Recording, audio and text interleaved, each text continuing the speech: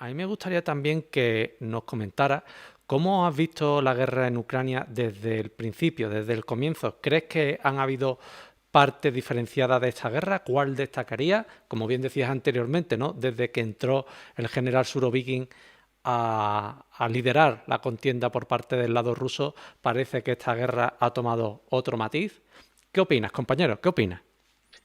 Yo sinceramente quisiera empezar bastante antes de este momento, simplemente por un poco tratar de de trazar una línea más larga,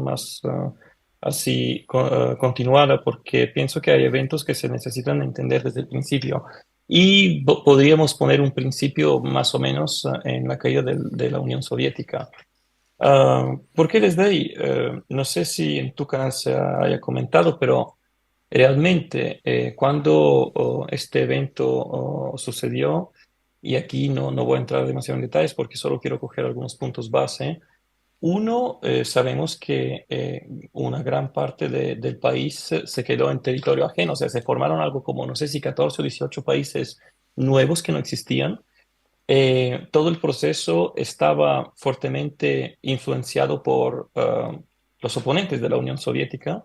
Entonces, lo que sucedió en los años siguientes, quiero decir en los 90, es que hubo primero una destrucción, una desintegración total del tejido social y económico de Rusia.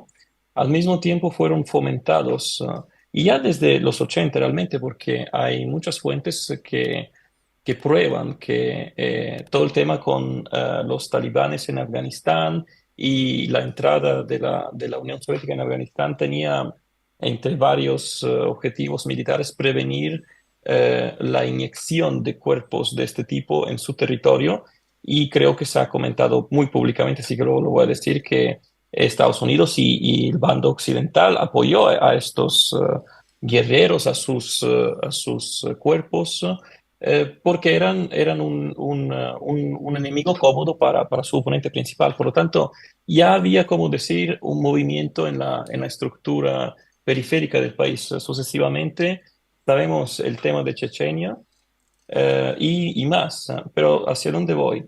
Lo curioso es que, y esto se puede probar, yo no tengo los enlaces aquí, pero en las televisiones rusas post caída de la Unión Soviética, años 90, ya hubo distintos políticos o personajes públicos que preveían una guerra con Ucrania, o sea, preveían que tarde o temprano el nuevo país Ucrania, iba a tener un enfrentamiento armado con la nueva Rusia.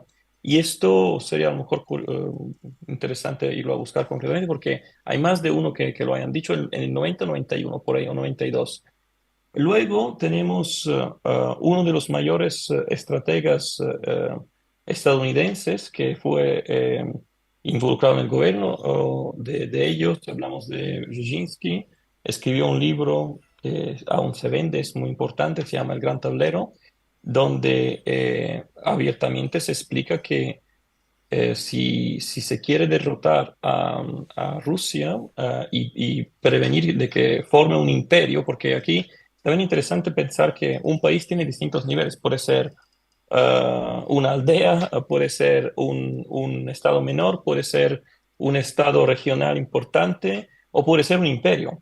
Entonces, lo que decía abiertamente la estrategia de Brzezinski era que una etapa fundamental para lograr esto y prevenir que Rusia sea un imperio significa una entidad que tenga, digamos así, peso mundial, ¿vale? Dicho muy sencillamente, es necesario a toda costa, primero, eh, atraer Ucrania hacia el lado occidental y luego eventualmente desarrollar más cosas. Por lo tanto, estaba claro que Ucrania es muy importante en la estrategia contra Rusia.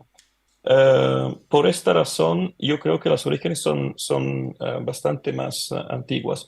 Ahora, hay también mucho analista y esto claramente está en debate, pero sabemos cómo el país ucraniano fue construido. O sea, es un país que básicamente, por razones también seguramente en parte justificadas, nunca ha tenido una buena relación con Rusia. Pero pero quiero decir, desde antes de la Constitución, esto fue explotado, fue potenciado y ya hacia los 90 finales 90 2000, eh, si tú llamas a un experto militar sobre este territorio, te puede decir concretamente cómo fue reformado el ejército, cómo se seleccionaron los oficiales, la mentalidad, el frente ideológico de ellos. Entonces, seguramente eran preparativos. Por supuesto, como digo, después de la caída de la Unión Soviética, algo similar pasó en otros países. Por ejemplo, Georgia tuvo un conflicto con Rusia en el 2008 y ha habido intentos, sabemos, en países de Asia Central, etcétera. Por lo tanto, desde mi punto de vista, todo el cordón nuevo que se hizo alrededor de Rusia es parte de una estrategia de países donde, por supuesto, casi siempre el común denominador es sociedades muy desproporcionadas, multimillonarios de tipo criminal que han robado todos los activos de la ex Unión Soviética del territorio muchas veces, o básicamente. No existe una clase media activa, no existe una burguesía, no existe eso de crear fácilmente una actividad empresarial, por lo tanto no hay un tejido social de clase media, siempre ha sido reprimido en todos esos países por los bandos altos, por los grandes oligarcas que se formaron. Por lo tanto, tienes como países medio dictatoriales, en un cierto sentido, muy autoritarios, y que son, por lo tanto, muy fáciles de empujar hacia ciertos desarrollos que luego son muy optimizados para un conflicto con Rusia. Por lo tanto, para mí, todo empieza desde esta etapa. Sucesivamente, muy importante, la guerra de Siria, para mí es importante porque la guerra de Siria representa en parte, reproduce en parte la estructura de la actual guerra en Ucrania. En Siria fueron involucrados algo como 60 países, redondeando. Había ejércitos privados, algunos se llamaban con el nombre de una diosa egipcia, pero realmente eran cuerpos privados y bien pagados y financiados. Había, ¿cómo decir?, apoyo militar táctico del máximo nivel por parte de países muy grandes. Y en el terreno había locales o gente motivada a luchar. Hoy día en Ucrania no vemos un escenario muy diferente. La composición militar de ellos es básicamente, ellos ponen los efectivos, ponen el territorio, ponen los recursos más directos, las ganas, la ideología y la carne, si queremos, y la sangre, pero más del 50% de su mando militar, de su estructura militar, de su equipo, inteligencia, no es de ellos. Por lo tanto, se puede decir que es una guerra otra vez proxy o de proximidad, o sea, es una guerra donde hay un buffer, hay como un balón entre el real sujeto de los eventos y lo que es el ejecutor.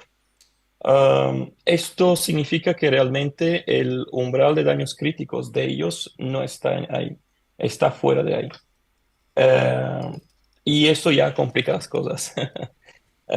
Desde 2014, muy interesante, a mí me divierte mucho cuando hay cambios de gobiernos o guerras durante Olimpiadas, porque la guerra de Georgia fue durante unas Olimpiadas el cambio de gobierno en 2014 fue durante las Olimpiadas de invierno en Sochi, o sea, es perfecto para digamos así, hacer un cambio porque es lógico, los otros países están por otros eventos y la opinión pública está polarizada en otro lado. Ahí ya, digamos, se entra en la fase de potenciar todo el vector ofensivo militar ideológico contra Rusia y contra parte de las zonas de Ucrania que no quisieron, digamos así, aceptar este gobierno.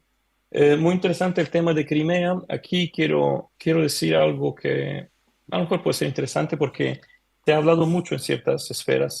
Existe o se supone que existe, pero es lógico que exista una estrategia militar occidental de algo así como un golpe instantáneo global contra Rusia. Y para lograrlo, tú necesitas utilizar vectores navales de la Armada como cruceros de batalla con misiles de largo alcance que pueden, por supuesto, llevar armas nucleares u otras muy, muy potentes.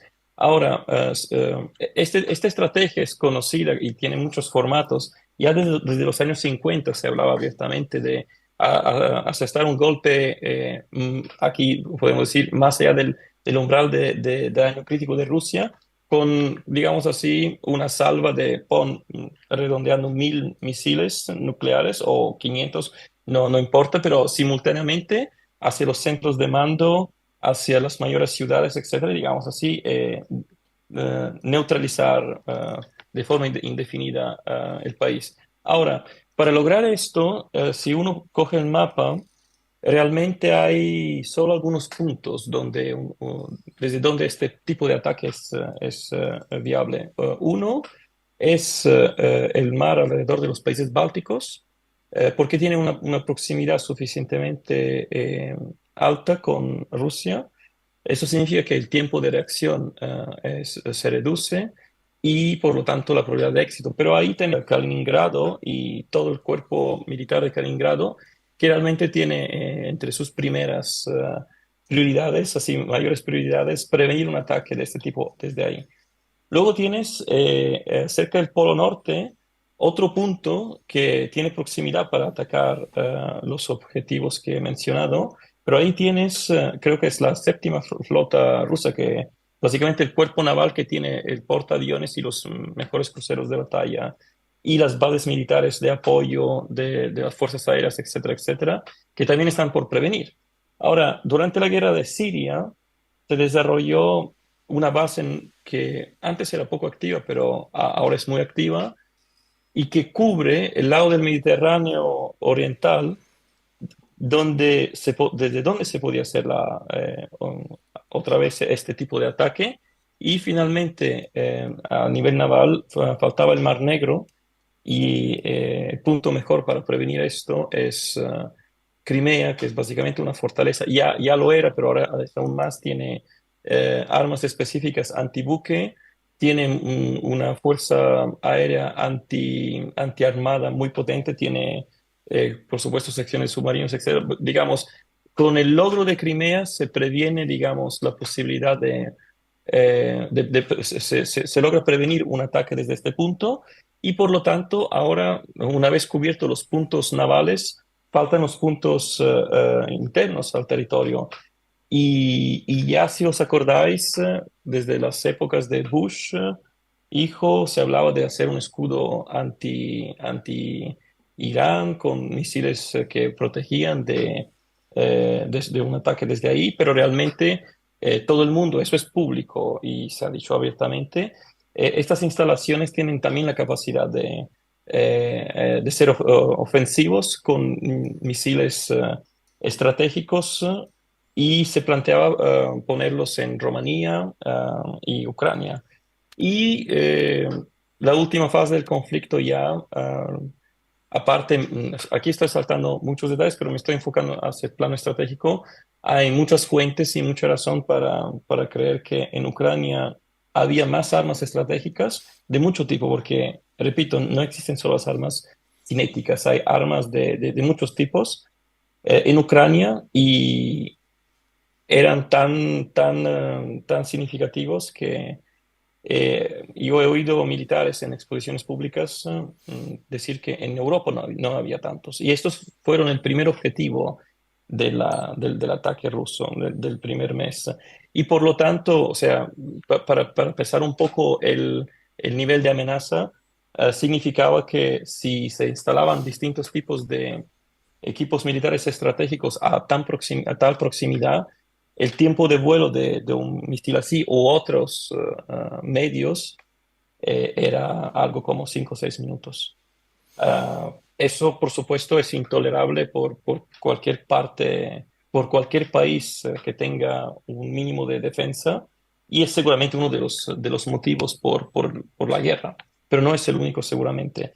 Y la instalación de estos tipos de armas no es la única razón por la cual Ucrania se creó así y se alimentó así, etcétera.